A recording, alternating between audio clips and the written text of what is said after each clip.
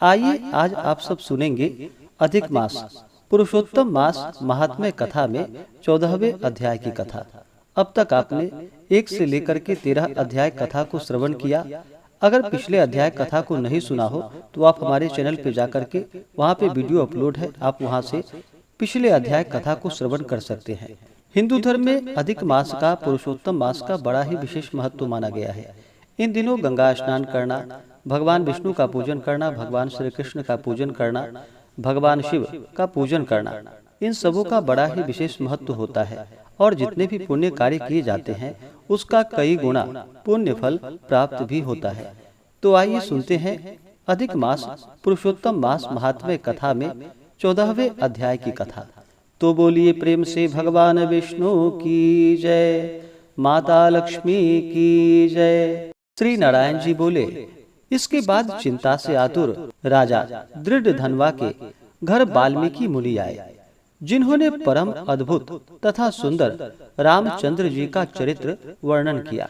राजा दृढ़धनवा ने दूर से ही वाल्मीकि मुनि को आते हुए देखकर घबराहट के साथ जल्दी से उठकर भक्ति युक्त हो उनके चरणों में दंडवत प्रणाम किया।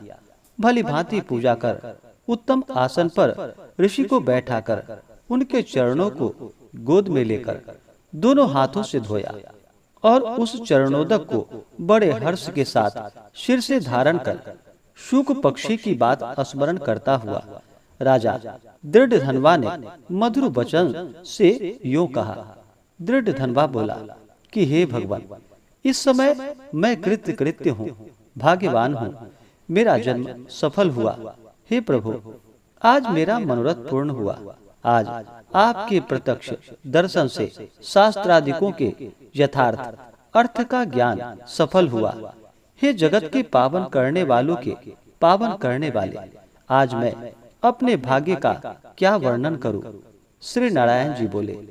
इस तरह वाल्मीकि मुनि को कहकर वह राजा मौन हो गया। इसके बाद वाल्मीकि मुनि उस राजा को विनय युक्त देखकर बड़े प्रसन्न हुए और जनता को आनंदित करते हुए बोले।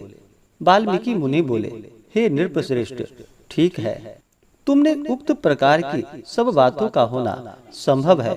हे राजन, तुम चिंता से आतुर क्यों हो? सो मन की बात कहो। ऐसा मालूम पड़ता है कि तुम्हारी कुछ कहने की इच्छा है, इसलिए हे महामते उसे कहो।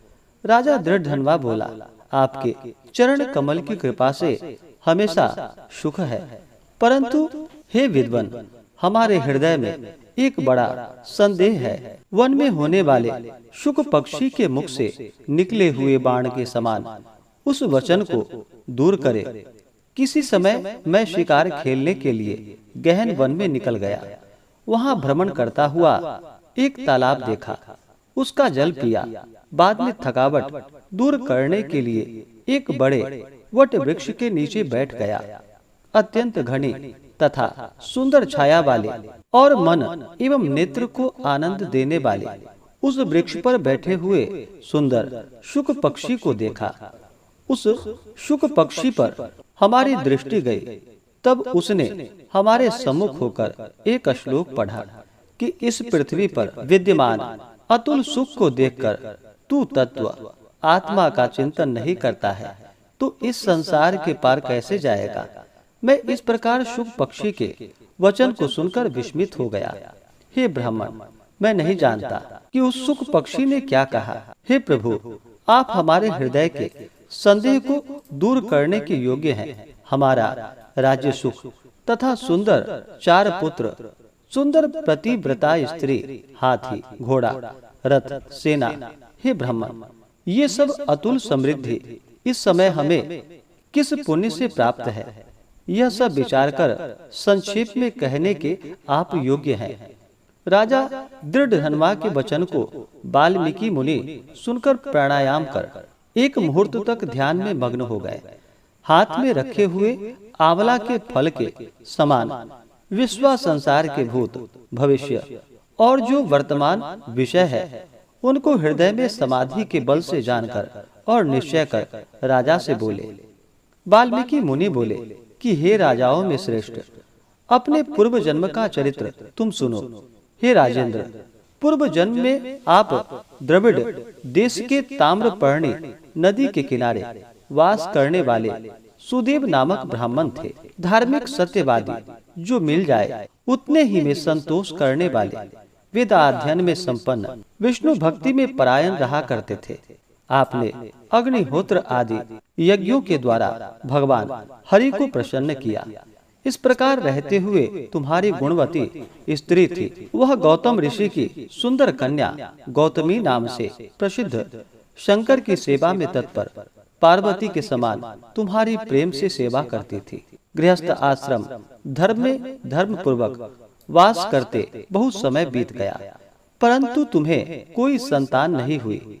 एक दिन अपने स्त्री से सेवित आसन पर बैठा हुआ दुखित ब्राह्मण गदगद स्वर में बोला, अहि सुंदरी, संसार में पुत्र से बढ़कर दूसरा सुख नहीं है, और तपदान से उत्पन्न पुण्य दूसरे लोक में सुख देने वाला होता है। शुद्ध वंश में होने वाली संतान इस लोक में तथा परलोक में कल्याण करने वाली होती है। उस श्रेष्ठ पुत्र के न मिलने से मेरा जीवन निष्फल है। न तो मैंने पुत्र को प्यार किया और न वेद पढ़ने के लिए सोने से जगाया, न तो उसका विवाह किया, इसलिए मेरा जन्म व्यर्थ में चला गया। अभी मेरी मृत्यु हो, मेरे को आयुष्य प्रिय नहीं है। इस प्रकार अपने प्रिय पति का वचन सुनकर स्त्री गौतमी खिन्न मन हुई। बाद में धैर्य धारण करती हुई प्रिय वचन बोलने में चतुर, प्रिय पति से प्रेम में मग्न वह स्त्री अपने पति को समझाने के लिए सुंदर वचन बोली। गौतमी बोली कि हे प्राणेश्वर, अब इस तरह तुच्छ वचनों को न कहिए। आपके समान भगवत भक्त विद्वान लोग मोह को प्राप्त नहीं होते हैं। हे विभो, आप सत्य धर्म में तत्पर रहने वाले हो। आपने स्वर्ग को जीत लिया है। हे सुव्रत अर्थात हे सुंदर व्रत करने वाले, आप जैसे ज्ञानी को पुत्रों से सुख की प्राप्ति कैसी, अर्थात ज्ञानी पुरुष पुत्रों से होने वाले सुख की इच्छा नहीं रखते हैं।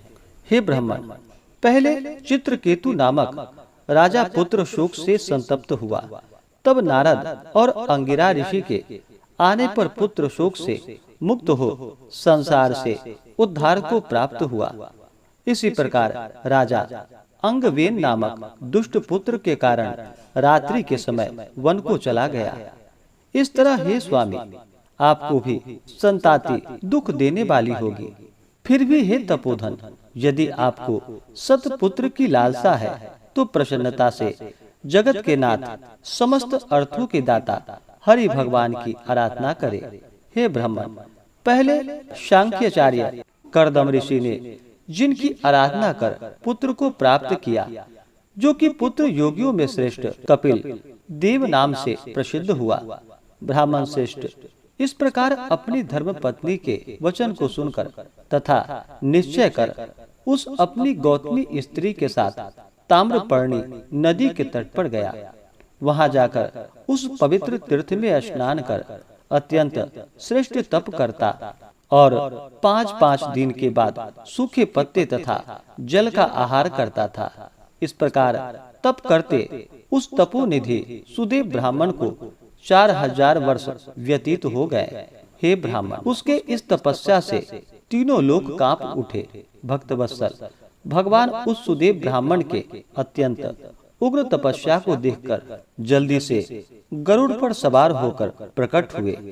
श्री नारायण बोले, नवीन मेघ के समान जगत की रक्षा करने में समर्थ 4 भुजा वाले प्रसन्न मुख मुरारी को देखकर सुदेव शर्मा ब्राह्मण हर्ष के साथ मुकुंद भगवान को साष्टांग प्रणाम करता हुआ बोला। इस प्रकार से श्री बृहन्नारदीय पुराणे पुरुषोत्तम मास महात्म्य कथा में 14वें अध्याय की कथा पूर्ण हुई। तो बोलिए प्रेम से भगवान विष्णु की जय, माता लक्ष्मी की जय, श्री राधा कृष्ण की जय, पुरुषोत्तम भगवान की जय। इसी प्रकार से आगे के अध्याय को सुनने के लिए हमारे चैनल पे अगर आप नए हैं तो चैनल को लाल बटन दबा करके सब्सक्राइब करें, साथ में बेल आइकन घंटी को दबाएं ताकि मेरे वीडियो का नोटिफिकेशन आपको समय से मिलता रहे।